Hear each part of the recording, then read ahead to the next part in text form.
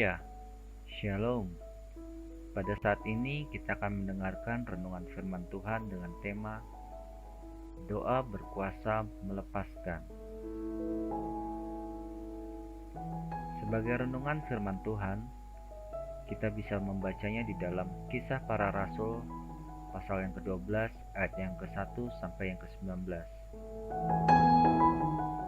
Pada keesokan harinya, gemparlah prajurit-prajurit itu.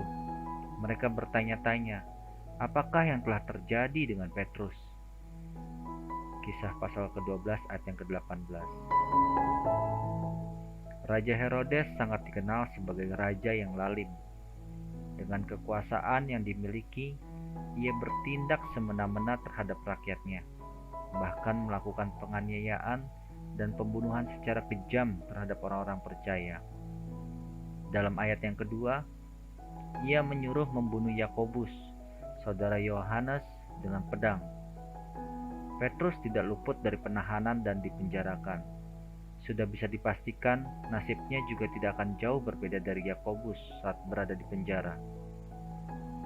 Dalam ayat yang ke-4a, Petrus di bawah penjagaan 4 regu, masing-masing terdiri dari 4 prajurit. Habislah sudah harapan Petrus untuk melihat dunia luar, sebab ia dijaga ketat oleh prajurit-prajurit Herodes.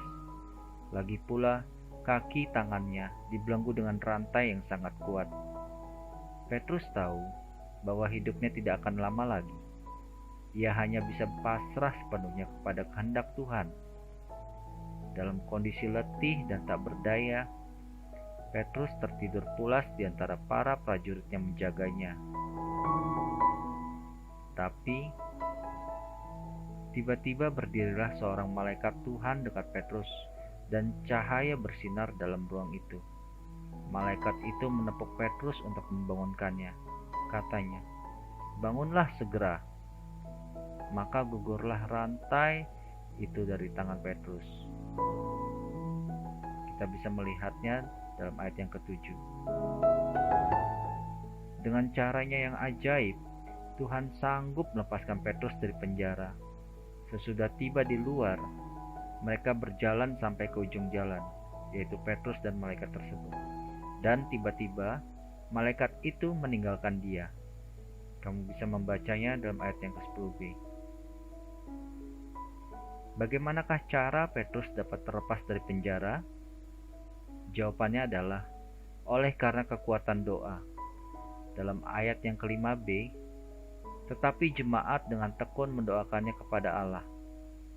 Bukan doa yang dilakukan sembarangan, tetapi doa yang dilakukan dengan tekun. Karena doa tekun itu, tergeraklah surga dan kuasa Tuhan bekerja, sehingga Tuhan menurunkan malaikatnya untuk melepaskan semua rantai yang membelenggu Petrus, hingga ia luput daripada kematian. Mungkin saat ini kita sedang terbelenggu oleh karena permasalahan hidup yang ada, dan sepertinya kita sudah tidak punya harapan lagi. Semua pintu seakan-akan serasa sudah tertutup, serasa tidak ada jalan keluar. Jangan menyerah dan jangan cepat putus asa. Datanglah kepada Tuhan dan berseru-serulah kepadanya dengan sungguh-sungguh. Di akhir kata ini, ingatlah akan perkataan berikut.